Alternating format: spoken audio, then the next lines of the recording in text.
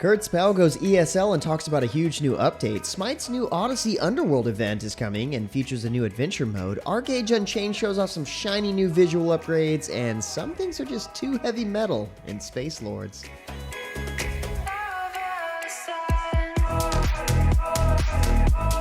What's good, everyone? James Blonde here with your weekly recap for gaming news and announcements of the week of October 4th, 2019. And starting out the news this week, Spacelords just received a new update entitled Heavy Metal.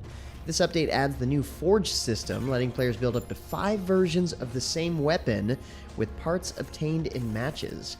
This system will allow greater freedom for players to build a weapon that fits their playing style. The classic Spacelords blueprints will remain as special prizes, having become more powerful to reflect their new high-ranking status. The talent system also arrives in this update, which will also allow greater customization for player builds. The Heavy Metal update also happens to add fun new gameplay options, such as the ability to throw Aleph blasts at your foes. Not sure why that's necessary, but hey, could be cool.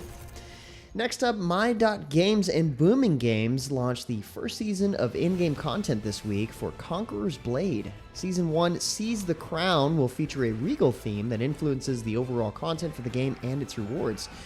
For a limited time, players can work towards new in-game challenges for legendary items exclusive to Season 1.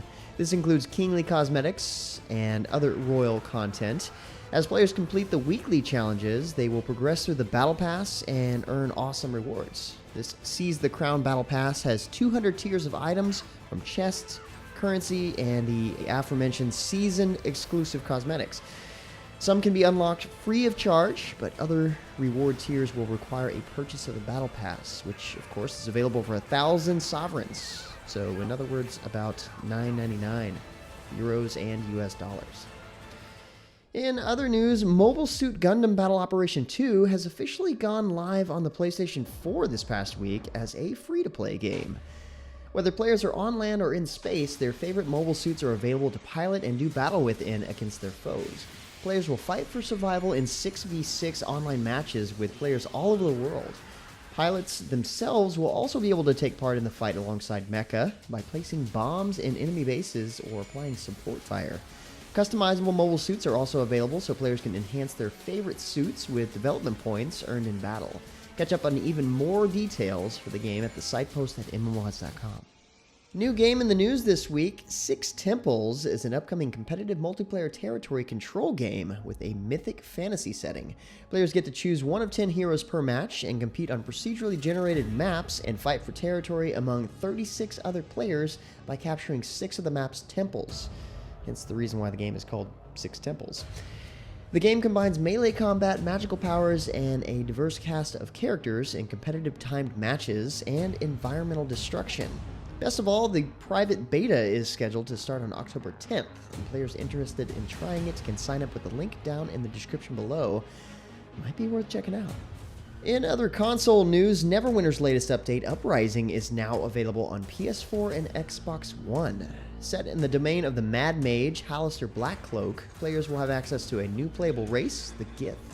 The Gith are locked in their never-ending struggle with the Illithid, deep in the depths of the Undermountain. A host of new features come to Neverwinter with this update, such as a new 10-player in-game trial, new PvP content, and a refresh to Protector's Enclave. Players can also look forward to a recrafted tutorial, a new early game experience, and more. I've mentioned it was coming in past recaps, and now it's finally on consoles. Next up, KOG Games and ESL have officially partnered to bring you the KurtzPel Challenger Tournament Series. European and North American competitions will begin on October 13th. The EU Cups will start at 3 p.m. Central Eastern Standard Time, and the North American Cups start at 2 p.m. Pacific Daylight Time. Every cup and final will be broadcast from ESL's studio in the UK, which has hosted more than its share of high-quality esports contests and productions. The broadcast will be the first time that viewers and fans can tune in to see the best KurtzPel players from around the world, and will feature casters and analysis to guide spectators through the fast-paced anime-inspired action. But in another bit of KurtzPel news, there's a big update on the way for the game. This update will bring with it the arrival of the first support-type Karma, which is the weapon in KurtzPel, the Sacred Guardian. In order to unlock the weapon, players must interact with the NPC Lime, whom they might recognize from the Grand Chase franchise. The Sacred Guardian Karma delivers devastating blows, as well as granting players healing and resurrection powers, plus the ability to deflect projectiles. What doesn't it do? After completing Lime's missions, players can purchase the Karma through the Steam shop or by earning chase points and ability points in-game. The update will also include a massive balance adjustment based on feedback from KurtzPel's player base. On October 5th, players may enter the Elthica Proving Ground, a space designated for players and the dev team to test systems, interface layouts, and etc., and for the developers to receive feedback directly from the players. Finally, the update will also include a new FOV slider, 3 new missions centered around the Lime NPC, and new accessory drops from all existing PvE bosses.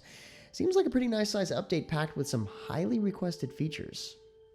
Also in the news, Realm Royale has a new battle pass on the way with a focus on futuristic combat, BokOps. I think that's how you say it. 50 levels of content await from the next generation of military technology.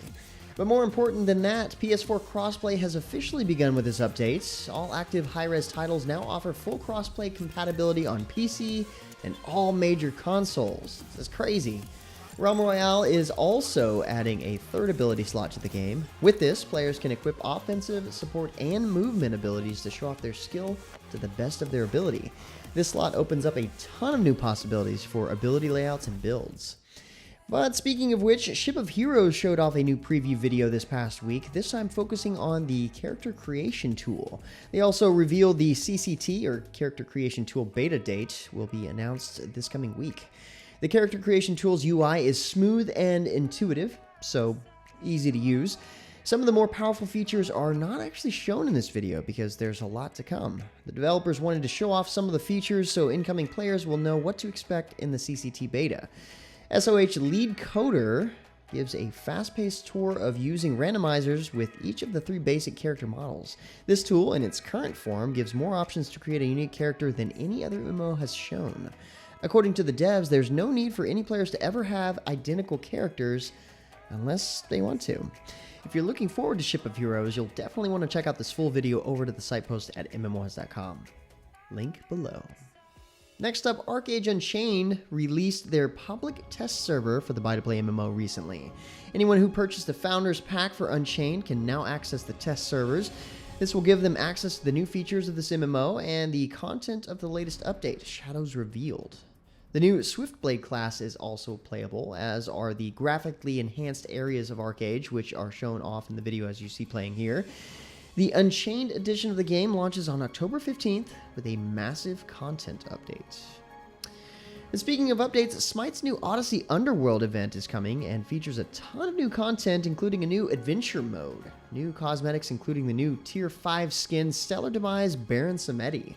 You'll be able to unlock cosmetics like the popular Thanatos skin through completing challenging quests and filling your Odyssey rewards bar by purchasing Odyssey items. For the first time ever, players will be able to pre-purchase every item in the Odyssey and unlock the Baron Samedi skin on day 1. They've also brought back Corrupted Arena mode, which happens to be a blast. So glad they did. Plus, if you're keeping up with the updates, you would have noticed that the latest goddess Yamoja was teased for the next update coming this month. She's the goddess of rivers, and apparently her abilities do not cost any mana, and only her ultimate has a cooldown due to her passive. Crazy stuff. World of Warships released a developer diary about their new update 0.8.9, which features information about the new Italian cruisers and the Halloween event. The new Italian cruisers feature new mechanics and a new shell type, which developers hope will make them interesting to play. They also discuss how they created a ship skin they've dubbed Evil Incarnate, which is for the Montana. In the game's Halloween mode, Raid for the Filth, players are tasked with eliminating players and bots, collecting the resources they drop, and escaping through the portal. The mode will feature 3 teams at a time with 3 players in each. For full details, the developer diary video itself features a full 18+ minute deep dive on both the Italian ships and everything coming to the game to celebrate Halloween, which you should definitely check out. Finally, fans of Warface should check out Jason's Titan update preview over at MMOs.com. Jason had a chance to sit down with the game and its new class, Sed. You'll be able to read all about Sed's class features and Jason's impressions of the other trappings of the update. Just click over to MMOs.com and check it out. But for now, that's about it for all the major news and announcements for this week. For more information on the topics, check check the links in the description below. Feel free to discuss the news or even more news in the comments below. And don't forget to like, subscribe, hit that little bell icon to get notifications, and of course, share this video. And until next time, guys, that's going to be it for me. I'm James Blonde. See you out there, gamers.